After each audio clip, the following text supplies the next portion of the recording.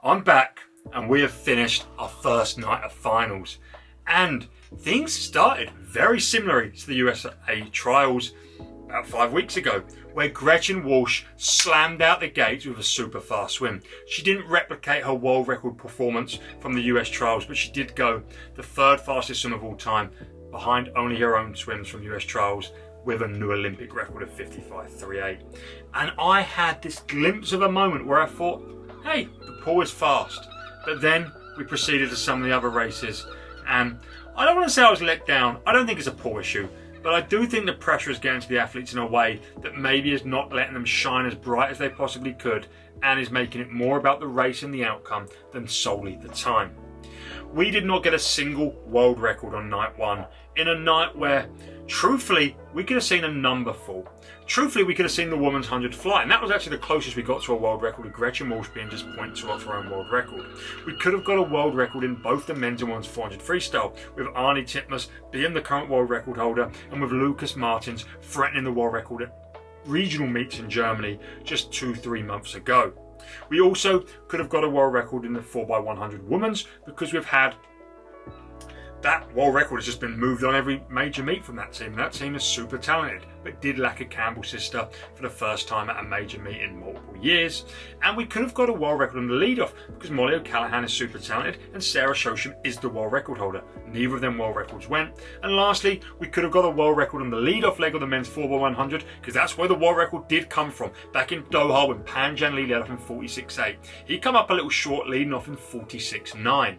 And we were expecting, I was expecting that the longest standing world record in the books, the 4x100 freestyle that the USA did at the Beijing Olympics in 2008, Michael Phelps' last remaining world record. It was, look, if you was on pool deck at Indianapolis 5 weeks ago, the way everyone was talking, that was done deal. That record was getting crushed. There was 4 guys. If you added up their times, they didn't even need relay takeovers. You just added up their times from the USA final, and they were getting the world record.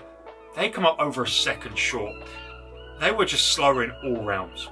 In this video, I'm going to break down the whole night one finals of the Olympic Games in Paris 2024. But before we do that, I just want to say I'm going to be bringing you heat recaps, live shows and final recaps every day of this Olympic Games. So if you want to see that, make sure you subscribe. If you enjoy these videos, hit the like button. And if you want to support what I do, check out my website, www.TheSwimsuitGuy.co.uk, for merch. And I've just launched a new off-season training plan, off-season speed skills. It's brilliant. It's 75% off right now at just £25. Go check that out.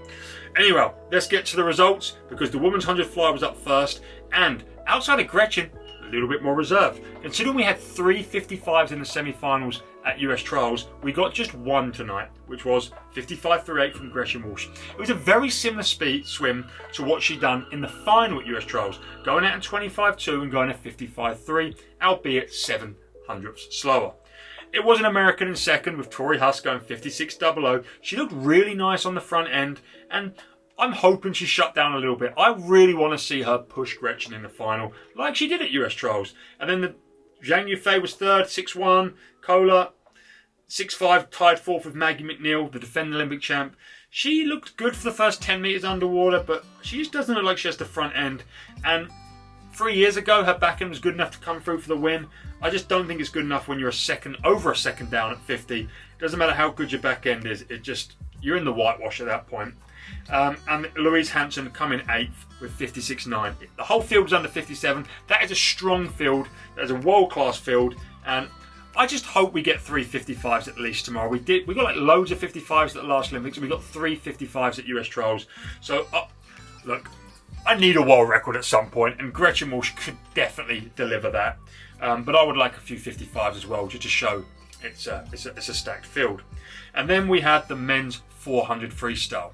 And to be honest, this was the race of the night for me. There wasn't a world record, but it was just an amazing night. Race. Lucas Martins went out super fast. He looked comfy and controlled, out in 1 at 48.4, and Kim Woo-min was up in the top lane, going with him, but looking like he was working a lot harder.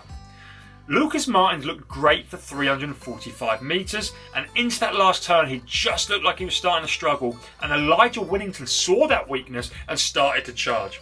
If the race was 10 metres longer, I think Elijah would have got it, but Elijah charged time brilliantly to get second in 3:42.2 behind Lucas Martin's 3:41.7.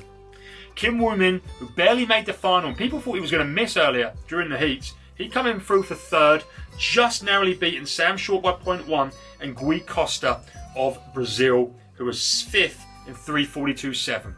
I think the image of the Olympic Games will be the celebration of Lucas Martins holding his head, crying in happiness, and sat behind him on the pool deck is Gui Costa holding his head, crying because he just missed an Olympic medal by 0.2.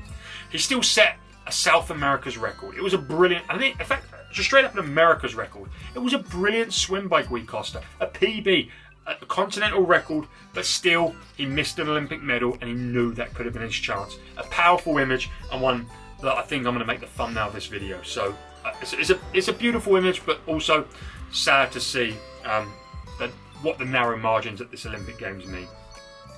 We then went to the women's 400 freestyle, billed the race of the century because we have the current world record holder and the two previous world record holders in this race, Arnie, Summer and Katie. And we have the defending world bronze medalist in Erica Fairweather, who is the fourth fastest of all time.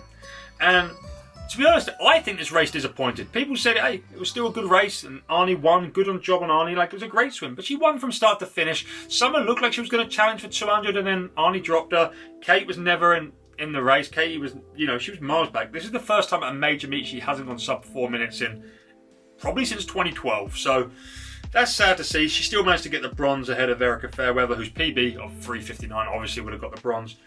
It was a slow race. It was an obvious race. It wasn't a challenging race. No one, tried to surprise Arnie, and Arnie literally was first at every single marker, from 50 to 400, 3:57.49 for the win, well over 2 seconds off her world record.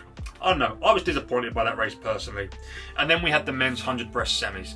Now, I don't think it's the pull. I just think the field is slow. I think Chin is suffering from actually getting drug tested for the first time of his life, having failed twice in his life, and that's meaning he's not as fast as he was when he wasn't getting a million drug tests a day. He was 58.9 for second, just one of two 58s, with Adam Peaty 58.8. I'd like to think Adam Peaty is holding back. He said he was in the interview. I mean, I don't want to be the guy to doubt Adam Peaty.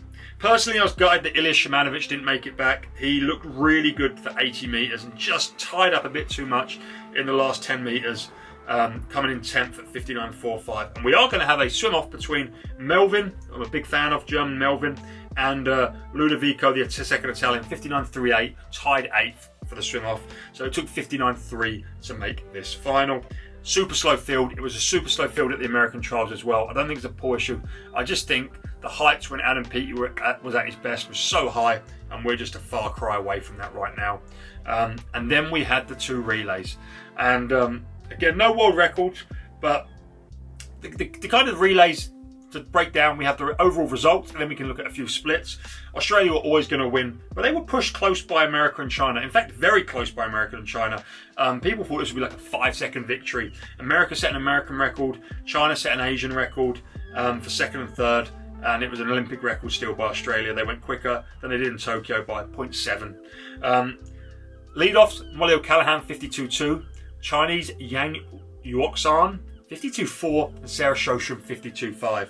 We also got a 51.9 from Meg Harris on the anchor for Australia, and on the third leg for USA, 52.0. Other than that, there was nothing to write home about. Anna Hopkin had a much better swim than she did in the morning, but still not great at 53.3.6 of a PB.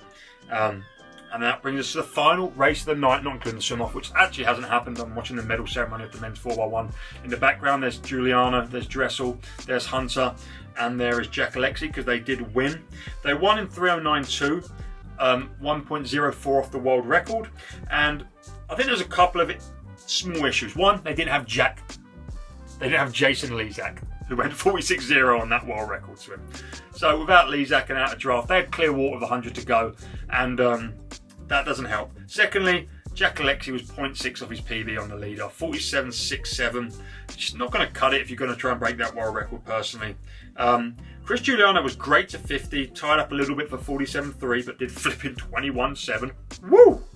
And Hunter Armstrong was the swim of the field outside of Carl Chalmers with 46.7. Carl was 46.5 on the anchor for Australia, so moved them through to second place. fourth to second from Chalmers, 46.5. That's what he does. He comes back stupidly fast and gets medals for Australia. Han Jan Lee did lead off in 46.9. The pool is clearly okay if he can go 46.9. 46.9 is a stupid fast time. He went out in 22.5. It's an Olympic record in the 100 freestyle.